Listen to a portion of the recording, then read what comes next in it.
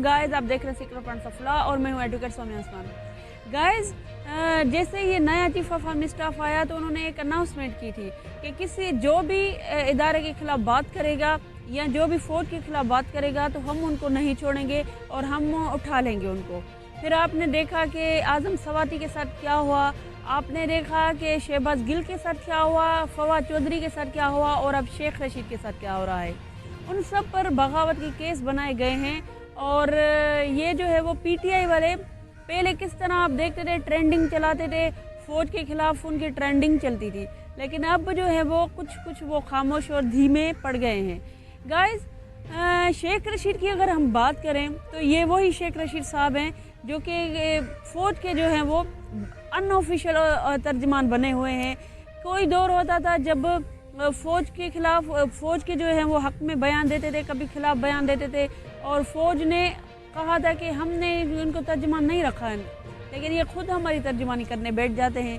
और इसका बड़ा रीज़न ये है कि जो साबिक जो चीफ ऑफ आर्मी स्टाफ थे उनके ये क्लास फेलोज रह चुके थे और उनकी जो है इन बातों से कुछ उनको फ़ायदा भी हुआ। आपने देखा कि उन्होंने जो भी ज़बान चलाई उन पर कभी केसेस नहीं चले और हमेशा ये फेवरेट चाइल्ड जो है वो रहता था फ़ौज का।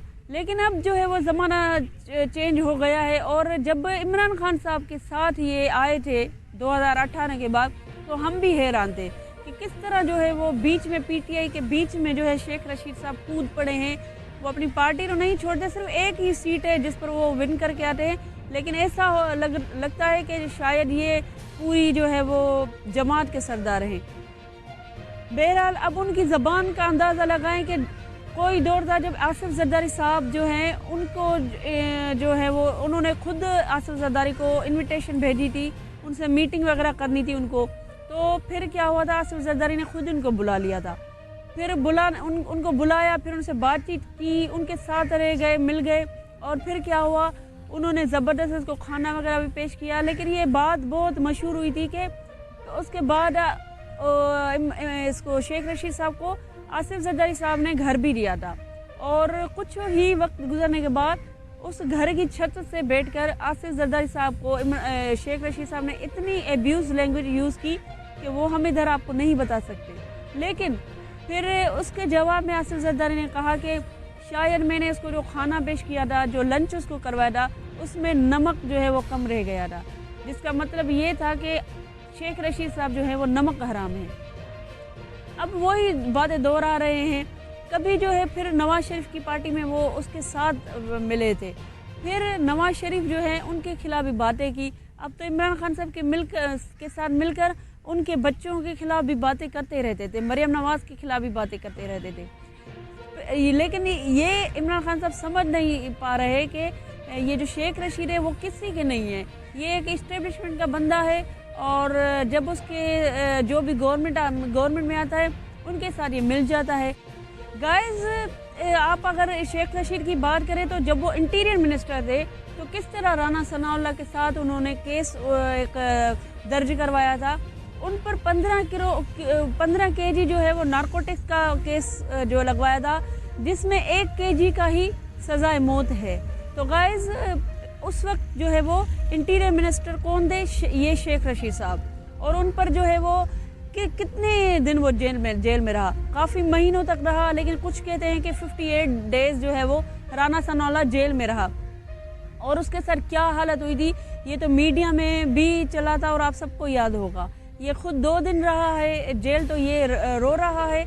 उसके अलावा गाइस फिर क्या हुआ था, एक्स प्राइम मिनिस्टर हमारा था शाहिद खाकान अब्बासी साहब, उसको बाईपास से उन्होंने अरेस्ट करवाया था, फिर अभी तक वो केस उन पर चल रहे हैं, तो वो भी नहीं रोए थे। उसके बाद अलमिया ये था कि मरियम नवाज साहिबा को फादर के सामने अरेस्ट करवाया था, वो भी तो बेटी थी किसकी, कितने दिन वो जेल में रही। और कहते हैं कि इतना सा रूम होता था जिसमें वो बैठने का भी सही तरीका नहीं था और खाना भी उसको यूं फेंक कर दिया जाता था। वो भी मरियम नवाज कौन थी, मरियम नवाज भी एक्स प्राइम मिनिस्टर की बेटी थी, जिसके साथ ये हो रहा था, किसके ये सारा शेख रशीद करवाता था। और अब उनको खुद पता चल गया होगा कि जेल क्या होता है।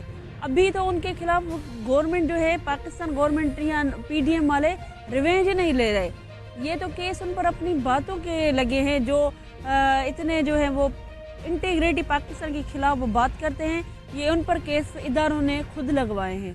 ये पीडीएम ने रिवेंज नहीं लिया उनसे, लेकिन वो खुद ही याद करें जब वो इंटीरियर मिनिस्टर थे तो बाकियों के साथ उन्होंने क्या किया।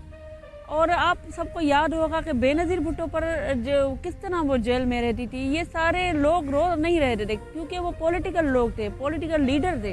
अब ये तो पॉलिटिकल है ही नहीं, तो इस तरह रो रहे हैं। और ये जो है वो हमेशा एयर कंडीशन रूम में बैठने के आदी थे, तो लिहाजा अब ये तो जो उनको फील हो रहा है, ये खुद अपने एमाल जो हैं उनके हैं, जो खुद पाकिस्तान के खिलाफ बात करते हैं, फिर जो है वो कहते हैं हम तो बड़े मासूम हैं। तो गाइज़, ये शेख रशीद साहब की कहानी है, जो कि पावर में था तो किस तरह वो फिरौन बनकर बैठा था और किस तरह लोगों को घसीटता था। ये शायद खाकान अब्बासी का मामला हो या मरियम नवाज़ का मामला हो या जो है वो राना सनाउल्लाह के साथ तो उन्होंने बहुत बुरा किया था। तो गाइज़, ये हमारा आज का तज्ज़िया था। आपसे गुजारिश है, वीडियो को लाइक करें, चैनल को सब्सक्राइब करें, बेल आइकन को प्रेस करें ताकि हमारी हर वीडियो आप तक पहुंचती रहे। अल्लाह हाफिज़।